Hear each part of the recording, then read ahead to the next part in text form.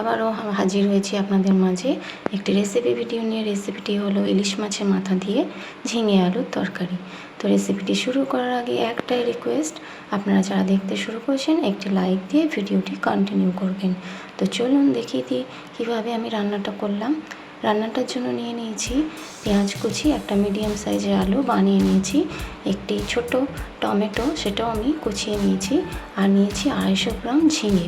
এই ঝিঙেটাও আমি মাঝারি সাইজ করে বানিয়ে নিয়েছি। এবার আমি নিয়ে নিচ্ছি 3টে ইলিশ মাছের মাথা, যেটা আমি নুন হলুদ দিয়ে মাখিয়ে এবার তেলের মধ্যে দিয়ে ভেজে নিচ্ছি। দেখুন আমি দিয়ে দিয়েছি তেলের মধ্যে মাছের মাথাগুলো। এবার আমি এগুলো ভেজে তুলে নেব। তো এখনও পর্যন্ত যারা আপনারা একটা লাইক দেননি, একটা লাইক দিয়ে দেবেন আর আমার চ্যানেলটি সাবস্ক্রাইব করে দেবেন। আর ফেসবুক পেজ থেকে যারা দেখছেন আমার পেজটি ফলো করে দেবেন। এরপরে নিয়ে নিচ্ছি আমি কড়াইয়ে সামান্য তেলের মধ্যে দিয়ে দিচ্ছি পেঁয়াজ কুচি। পেঁয়াজ কুচিটা কিছুক্ষণ নাড়াচাড়া করব যতক্ষণ না লাল হয়ে যাচ্ছে। দেখুন আমি ভেজে নিচ্ছি পেঁয়াজ কুচিটা একটু ভাজতে হবে, একটু বাদামি বাদামি হবে। দেখুন কালারটা প্রায় বাদামি বাদামি হয়ে এসছে। এর মধ্যে দিয়ে দিচ্ছি আলু কুচি।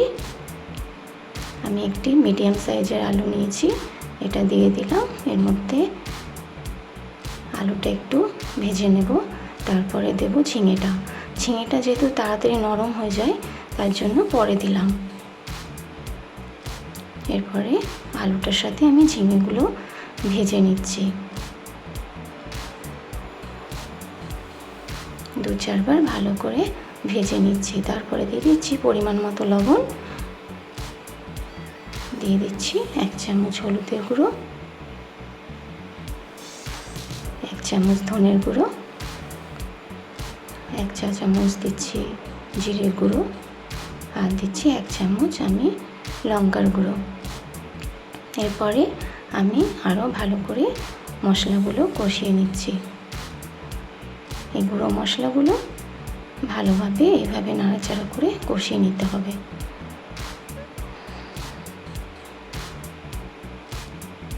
এরপরে দিয়ে দিচ্ছি আমি 1 চা চামচ আদা রসুন বাটা। এরপরে সব একসাথে আমি ভালো করে নাড়াচাড়া করে কষিয়ে নেব, যাতে আদা রসুনের গন্ধটা না থাকে।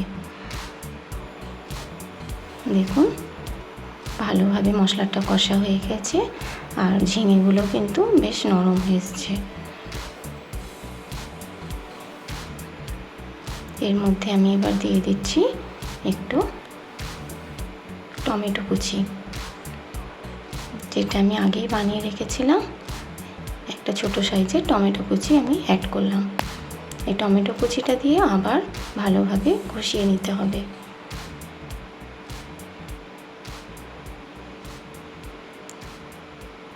আপনারা কাছে দূরে যে যেখান থেকে দেখছেন আমার চ্যানেলটি যদি এখনও সাবস্ক্রাইব না করে থাকেন অবশ্যই চ্যানেলটি সাবস্ক্রাইব করে দেবেন।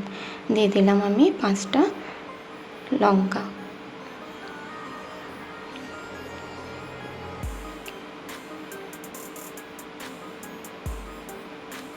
দেখুন ভালোভাবে কষা হয়ে গেছে, অনেকটা পানিও বেরিয়ে এসছে। এর মধ্যে দিয়ে দিচ্ছি আমি 1 বাটি গরম পানি। যে কোনো তরকারিতে আপনারা গরম পানিটাই ইউজ করবেন। গরম পানিটা দিলে মানে রান্নার টেস্টটা খুব ভালো হয়। এরপরে আমি ইলিশ মাছের মাথাগুলো বসিয়ে দিচ্ছি।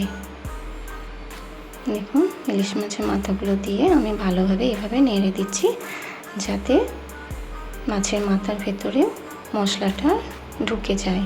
এরপরে আমি ঢেকে দিচ্ছি মিডিয়াম ফ্লেমে। আমি 10 মিনিট রেখেছিলাম। দেখুন আমার রান্নাটা কিন্তু পুরো কমপ্লিট।